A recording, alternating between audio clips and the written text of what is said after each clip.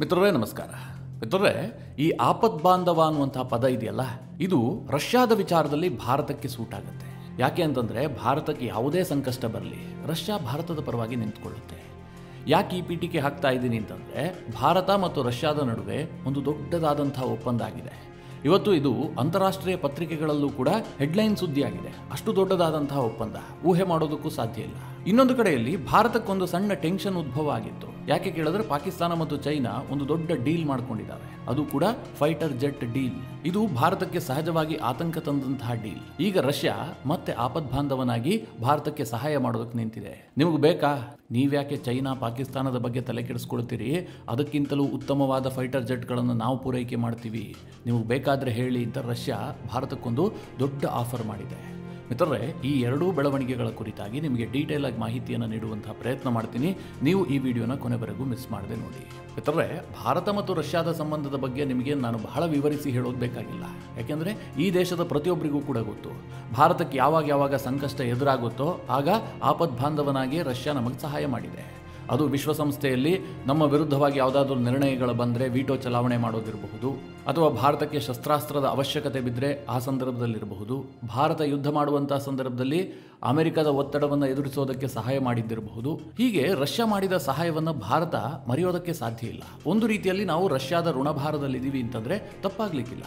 ಆದರೆ ಭಾರತಕ್ಕೆ ಇತ್ತೀಚೆಗೆ ಆ ಋಣ ತೀರಿಸುವಂತಹ ಒಂದು ಅವಕಾಶ ಸಿಕ್ಕಿದೆ. ಅದು ಹೇಗೆ ಅಂತ ನಿಮಗೆಲ್ಲ ಗೊತ್ತು. ರಷ್ಯಾ ಮತ್ತು ಉಕ್ರೇನ್ ಯುದ್ಧ ಮಾಡ್ತಾ ಇದೆ. ಹೀಗಾಗಿ ರಷ್ಯಾದ ಆರ್ಥಿಕತೆ ಬಹಳ ದೊಡ್ಡ ಸಂಕಷ್ಟವನ್ನು ಎದುರಿಸ್ತಾ ಇದೆ. ಕಾರಣ ಏನು ಅಂತಂದ್ರೆ, ಪಾಶ್ಚಿಮಾತ್ಯರು ವಿಪರೀತವಾದಂತಹ ಸ್ಯಾಂಕ್ಷನ್ಗಳನ್ನು ಹೇರ್ತಾ ಇದ್ದಾರೆ. ಇಂತಹ ಸಂದರ್ಭದಲ್ಲಿ ಭಾರತ ಪರೋಕ್ಷವಾಗಿ ರಷ್ಯಾಗೆ ಸಹಾಯ ಮಾಡುವಂತಹ ಕೆಲಸವನ್ನ ನಿರಂತರವಾಗಿ ಮಾಡ್ತಾ ಇದೆ. ಅದರಲ್ಲಿ ಮುಖ್ಯವಾಗಿ ಭಾರತ ರಷ್ಯಾವನ್ನ ಕೈ ಹಿಡಿದಿದ್ದು ಹೇಗೆ ಕೇಳಿದ್ರೆ, ಅವರ ಕಚ್ಚಾ ತೈಲವನ್ನು ಖರೀದಿ ಮಾಡುವ ಮೂಲಕ. ನಿಮಗೆಲ್ಲ ಗೊತ್ತೇ ಇದೆ, ರಷ್ಯಾ ನಮಗೆ ಅಗ್ಗದ ದರದಲ್ಲಿ ಅಂದರೆ ಡಿಸ್ಕೌಂಟ್ ದರದಲ್ಲಿ ಕಚ್ಚಾ ತೈಲವನ್ನು ಪೂರೈಕೆ ಮಾಡೋದಕ್ಕೆ ನಿರ್ಧಾರ ಮಾಡಿತು. ಭಾರತ ಪಾಶ್ಚಿಮಾತ್ಯರು ಎಷ್ಟೇ ಒತ್ತಡವನ್ನು ಹೇರಿದ್ರೂ ಕೂಡ ಅದಕ್ಕೆ ತಲೆ ಕೆಡಿಸಿಕೊಳ್ಳದೆ ರಷ್ಯನ್ ಆಯಿಲ್ ಅನ್ನು ಬೈ ಮಾಡ್ತಾ ಇತ್ತು. ಈ ನಡುವೆ ಕೆಲ ವರದಿಗಳೇನು ಬರ್ತಾ ಇದ್ವು, ಭಾರತ ಇನ್ನು ಮುಂದೆ ರಷ್ಯಾದ ಆಯಿಲ್ ಅನ್ನು ಖರೀದಿ ಮಾಡುವ ಪ್ರಮಾಣ ಕಡಿಮೆ ಆಗುತ್ತೆ. ಯಾಕೆಂದರೆ ರಷ್ಯಾ ಈಗ ಡಿಸ್ಕೌಂಟ್ ದರವನ್ನು ಕಡಿಮೆ ಮಾಡ್ತಾ ಇದೆ. ಮೊದಲಿನಷ್ಟೇನು ಅವರು ಡಿಸ್ಕೌಂಟ್ ಕೊಡ್ತಾ ಇಲ್ಲ. ಹೀಗಾಗಿ ಭಾರತ ಬೇರೆ ಬೇರೆ ಆಪ್ಷನ್ಗಳ ಬಗ್ಗೆ ಯೋಚನೆ ಮಾಡುತ್ತೆ ಹೀಗಂತ ಕೆಲವರು ಮಾತನಾಡ್ತಾ ಇದ್ರು. ಆದರೆ ಮಿತ್ರರೇ, ಭಾರತ ಹಾಗೆ ಮಾಡಿಲ್ಲ. ಭಾರತದ ಒಂದು ದೊಡ್ಡ ಕಂಪನಿ ಮತ್ತು ರಷ್ಯಾದ ಒಂದು ದೊಡ್ಡ ಕಂಪನಿ ಎರಡರ ನಡುವೆ ಒಂದು ದೊಡ್ಡದಾದಂತಹ ಒಪ್ಪಂದ ಆಗಿದೆ. ಯಾವ ಮಟ್ಟಿನ ಒಪ್ಪಂದ ಅಂತಂದರೆ, ಇವತ್ತು ಅಂತಾರಾಷ್ಟ್ರೀಯ ಪತ್ರಿಕೆಯಲ್ಲಿ ದೊಡ್ಡ ಮಟ್ಟದಲ್ಲಿ ಸುದ್ದಿ ಆಗ್ತಾ ಇದೆ. ಆ ಕಂಪನಿಗಳು ಯಾವುದು ಕೇಳಿದ್ರೆ, ಭಾರತದ ರಿಲಯನ್ಸ್ ಕಂಪನಿ ಜೊತೆಗೆ ರಷ್ಯಾದ ರೋಸ್ನೆಕ್ಸ್ಟ್, ಈ ಎರಡು ಕಂಪನಿಗಳ ನಡುವೆ ಒಪ್ಪಂದ ಆಗಿರೋದು. ಏನು ಒಪ್ಪಂದ ಕೇಳಿದ್ರೆ, ಮುಂದಿನ 10 ವರ್ಷಗಳ ಕಾಲ ಕಚ್ಚಾ ತೈಲ ಖರೀದಿ ಒಪ್ಪಂದ. ಅದು ಎಷ್ಟು ದೊಡ್ಡದು ಗೊತ್ತಾ? ವಾರ್ಷಿಕವಾಗಿ 12 ರಿಂದ 13 ಬಿಲಿಯನ್ ಡಾಲರ್ ಮೊತ್ತದ ಕಚ್ಚಾ ತೈಲ ಖರೀದಿ ಒಪ್ಪಂದ. 12 ರಿಂದ 13 ಬಿಲಿಯನ್ ಡಾಲರ್ ಅಂದರೆ ಸರಿಸುಮಾರು 1 ಲಕ್ಷದಿಂದ 1,05,000 ಕೋಟಿ ಮೊತ್ತದ ಒಪ್ಪಂದ ಇದು. ಪ್ರತಿನಿತ್ಯ ಭಾರತದ ರಿಲಯನ್ಸ್ ಕಂಪನಿ ರಷ್ಯಾದ ರೋಸ್ನೆಕ್ಸ್ಟ್ ಕಂಪನಿಯಿಂದ 5 ಲಕ್ಷ ಬ್ಯಾರಲ್ ಕಚ್ಚಾ ತೈಲವನ್ನು ಖರೀದಿ ಮಾಡುತ್ತೆ. ಇದನ್ನು ನಿಮಗೆ ವಿವರಿಸಿ ಹೇಳಬೇಕು ಅಂತಂದ್ರೆ, ನಮ್ಮ ಒಂದು ದಿನದ ಬೇಡಿಕೆ ಏನಿದೆ ಅಂದ್ರೆ, ಭಾರತದಲ್ಲಿ ಒಂದು ದಿನ ಎಷ್ಟು ಕಚ್ಚಾ ತೈಲದ ಬೇಡಿಕೆ ಇದೆಯೋ ಅದರಲ್ಲಿ 10% ಇದು. ಅಂದರೆ 100 ಲೀಟರ್ ನಮ್ಮ ಬೇಡಿಕೆ ಇದ್ರೆ 10 ಲೀಟರ್ ಈ ಖರೀದಿ ಒಪ್ಪಂದ ಆಗಿದೆ. ಅಷ್ಟು ದೊಡ್ಡ ಮಟ್ಟದ ಒಪ್ಪಂದವನ್ನು ರಿಲಯನ್ಸ್ ಮತ್ತು ರೋಸ್ನೆಕ್ಸ್ಟ್ ಮಾಡ್ಕೊಂಡಿದ್ದಾವೆ. ಈ ಹಿಂದೆ ಖರೀದಿ ಮಾಡ್ತಾ ಇರಲಿಲ್ವಾ ಕೇಳಿದ್ರೆ, ಖರೀದಿ ಮಾಡ್ತಾ ಇತ್ತು. ರಿಲಯನ್ಸ್ ಕಂಪನಿ ಖರೀದಿ ಮಾಡ್ತಾ ಇತ್ತು. ಆದರೆ ಪ್ರತಿದಿನ ಕೇವಲ 1 ಲಕ್ಷ ಬ್ಯಾರಲ್ ಮಾತ್ರ ಖರೀದಿ ಆಗ್ತಾ ಇತ್ತು. ಈಗ ದಿಢೀರ್ ಅಂತ 5 ಪಟ್ಟು ಹೆಚ್ಚಿಸಲಾಗಿದೆ. ಈ ಒಪ್ಪಂದ ಇದೆಯಲ್ಲ, ರಿಲಯನ್ಸ್ ಕಂಪನಿಗೆ ಬಹಳ ಲಾಭದಾಯಕ.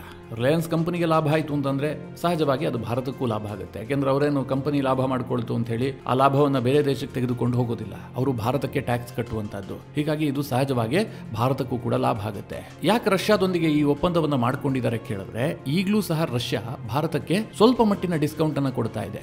ಈಗ ಈ ಡೀಲ್ ಮಾಡ್ಕೊಂಡಿದಾರಲ್ಲ, ಒಂದು ವೇಳೆ ಸೌದಿ ಅರೇಬಿಯಾ ಜೊತೆಗೆ ಈ ಡೀಲ್ ಮಾಡ್ಕೊಂಡಿದ್ರೆ ಭಾರತಕ್ಕೆ ನಷ್ಟ ಆಗ್ತಾ ಇತ್ತು. ಯಾಕೆ ಕೇಳಿದ್ರೆ, ಸೌದಿ ಅರೇಬಿಯಾ ಏನು ಒಂದು ಬ್ಯಾರಲ್ಗೆ ಬೆಲೆಯನ್ನು ನಿಗದಿ ಮಾಡುತ್ತೆ, ಅದಕ್ಕಿಂತಲೂ $4 ಕಡಿಮೆ ಹಣಕ್ಕೆ ಈ ರೋಸ್ನೆಕ್ಸ್ಟ್ ಕಂಪನಿ ತೈಲವನ್ನು ಪೂರೈಕೆ ಮಾಡೋದಕ್ಕೆ ಒಪ್ಪಂದ ಮಾಡಿಕೊಂಡಿದೆ. ಅಷ್ಟರ ಮಟ್ಟಿಗೆ ಲಾಭ ಆಗುತ್ತೆ. ಒಂದು ದಿನದಲ್ಲಿ ಇವರೇನು ಖರೀದಿ ಮಾಡ್ತಾರಲ್ಲ, ಇದರಿಂದ ಭಾರತಕ್ಕೆ $20 ಲಕ್ಷ ಉಳಿತಾಯ ಆಗುತ್ತೆ. ರಿಲಯನ್ಸ್ ಕಂಪನಿಗೆ ಉಳಿತಾಯ ಆಗಿದೆ ಅಂತಂದ್ರೆ ಅದೇನು ಎಲ್ಲ ಅಂಬಾನಿ ಜೇಬಿಗೆ ಹೋಗೋದಿಲ್ಲ. ಅದು ಭಾರತೀಯರಿಗೂ ಕೂಡ ಹೆಲ್ಪ್ ಆಗುತ್ತೆ. ಪೆಟ್ರೋಲ್ ಡೀಸೆಲ್ ಖರೀದಿ ಮಾಡೋರು ನಾವೇ ತಾನೆ. ಹೀಗಾಗಿ ನಮಗೂ ಸ್ವಲ್ಪ ಅಗ್ಗದ ದರದಲ್ಲೇ ಪೆಟ್ರೋಲ್ ಸಿಗುತ್ತೆ.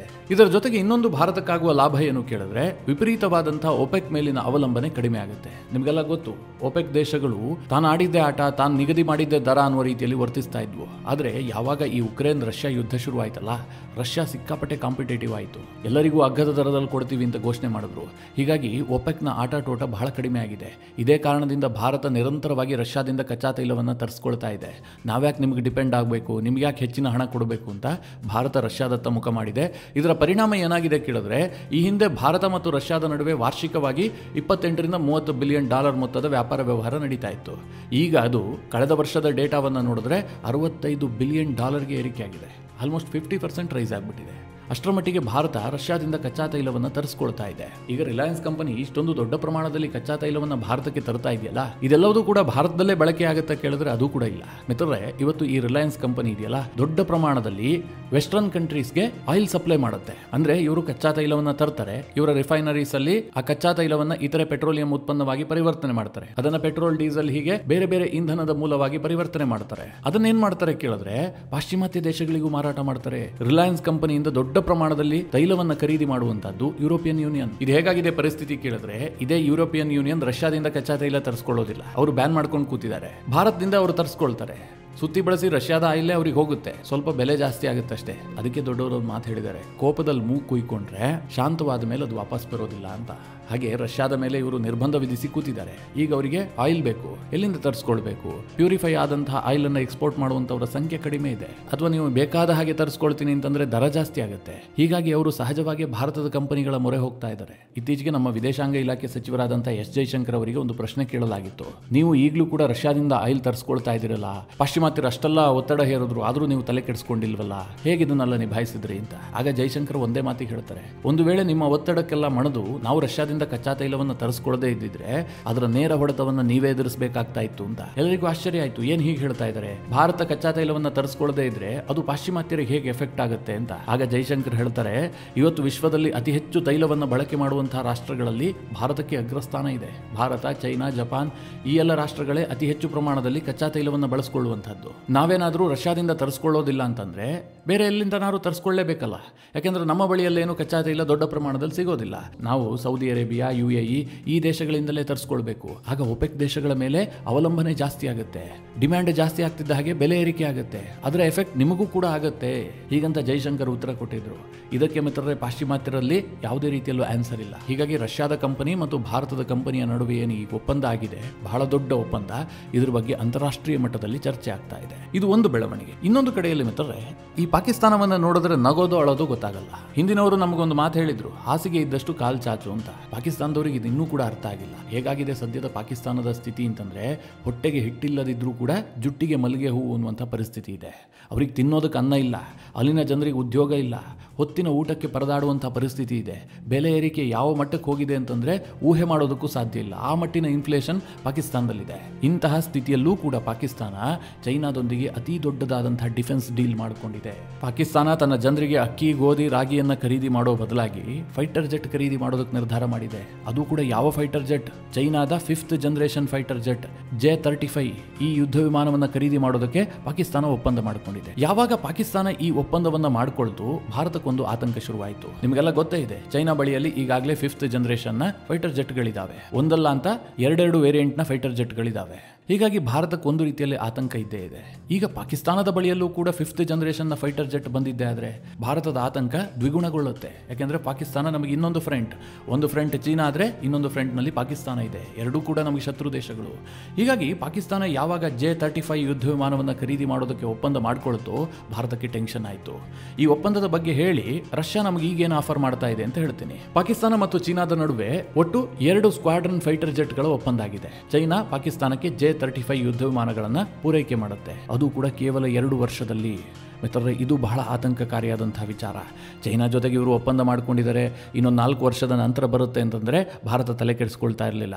ನಮ್ಮದು ಆಮ್ಕಾ ಪ್ರಾಜೆಕ್ಟ್ ಆಗ್ತಾ ಇದೆ, ನಾವೇ 5th ಜನರೇಷನ್ನ ಫೈಟರ್ ಜೆಟ್ ಅನ್ನು ರೆಡಿ ಮಾಡ್ತೀವಿ ಅಂತ ಭಾರತ ಅಂದುಕೊಳ್ಳಬಹುದಿತ್ತು. ಆದರೆ ಪಾಕಿಸ್ತಾನ ಮತ್ತು ಚೈನಾದ ನಡುವೆ ಆದಂತಹ ಒಪ್ಪಂದ ಕೇವಲ 2 ವರ್ಷದ್ದು. 2 ವರ್ಷದಲ್ಲಿ ಅವರಿಗೆ 36 ಯುದ್ಧ ವಿಮಾನಗಳು ಬಂದುಬಿಡ್ತವೆ. ಅದು ಕೂಡ 5th ಜನರೇಷನ್ನ ಯುದ್ಧ ವಿಮಾನಗಳು. ಇವತ್ತು ಮಿತ್ರರೇ, ಭಾರತದ ಬಳಿಯಲ್ಲಿರುವಂತಹ ಅತ್ಯಂತ ಶಕ್ತಿಶಾಲಿಯಾದಂತಹ ಯುದ್ಧ ವಿಮಾನ ಅಂತಂದ್ರೆ ಅದು ರಫೇಲ್ 4.5 ಜನರೇಷನ್ ನ ಯುದ್ಧ ವಿಮಾನ. ಚೈನಾದ J-35 5th ಜನರೇಷನ್ ನ ಯುದ್ಧ ವಿಮಾನ. ಅದು ಕೂಡ ಅಮೆರಿಕದ ಅತ್ಯಂತ ಶಕ್ತಿಶಾಲಿಯಾದಂತಹ F-35 ಇದೆಯಲ್ಲ, ಇದನ್ನ ಕಾಪಿ ಮಾಡಿಕೊಂಡು ಚೈನಾ ತಯಾರು ಮಾಡಿದಂತಹ ಯುದ್ಧ ವಿಮಾನ ಇದು. ಅಂದ್ರೆ ಡಿಟ್ಟೋ ಕಾಪಿ. ನೀವು ಹೊರಗಿನಿಂದ ನೋಡಿದ್ರೆ ಇದು J-35ನ F-35ನ ಗೊತ್ತಾಗೋದಿಲ್ಲ. ಆ ಮಟ್ಟಿಗೆ ಚೈನಾ ಕಾಪಿ ಮಾಡಿದೆ. ನಿಮಗೆಲ್ಲ ಗೊತ್ತಲ್ಲ ಚೈನಾದವರು ಈ ಕಾಪಿ ಮಾಡೋದರಲ್ಲಿ ಎಷ್ಟರ ಮಟ್ಟಿಗೆ ಎಕ್ಸ್ಪರ್ಟ್ ಅಂತ. ಹೀಗಾಗಿ ಚೈನಾ ಈ J-35 ಕಾಪಿ ಮಾಡಿತ್ತು. ಈಗ ಇದೇ ವರ್ಷನ್ ಅನ್ನು ಪಾಕಿಸ್ತಾನಕ್ಕೆ ಹಸ್ತಾಂತರ ಮಾಡೋದಕ್ಕೆ, ಅದು ಕೂಡ 2 ಸ್ಕ್ವಾಡ್ರನ್ ಯುದ್ಧ ವಿಮಾನವನ್ನು ಹಸ್ತಾಂತರ ಮಾಡೋದಕ್ಕೆ ನಿರ್ಧಾರ ಮಾಡಿದೆ. ಅಂತಹದೊಂದು ಒಪ್ಪಂದ ಏರ್ಪಡಿತು. ಈ ಬಗ್ಗೆ ಭಾರತದ ಡಿಫೆನ್ಸ್ ತಜ್ಞರು ಸಾಕಷ್ಟು ಆತಂಕವನ್ನು ವ್ಯಕ್ತಪಡಿಸಿದ್ರು. ಪಾಕಿಸ್ತಾನದ ಬಳಿಯಲ್ಲಿ ಇಂತಹ ಯುದ್ಧ ವಿಮಾನಗಳು ಬರೋದು ಭಾರತಕ್ಕೆ ಒಳ್ಳೆಯದಲ್ಲ. ಭಾರತ ತನ್ನ ಯುದ್ಧ ವಿಮಾನಗಳನ್ನು ಅಪ್ಗ್ರೇಡ್ ಮಾಡಬೇಕು. ನಾವು ರಫೇಲ್ ಇದೆ ಅಂತ ಹೇಳಿ ಸುಮ್ಮನೆ ಕೂರುವಂತಹ ಪರಿಸ್ಥಿತಿಯಲ್ಲಿ ಇಲ್ಲ. ಯಾಕೆಂದ್ರೆ 2 ಪ್ರಬಲ ಶತ್ರುಗಳಾಗ್ಬಿಡ್ತಾರೆ.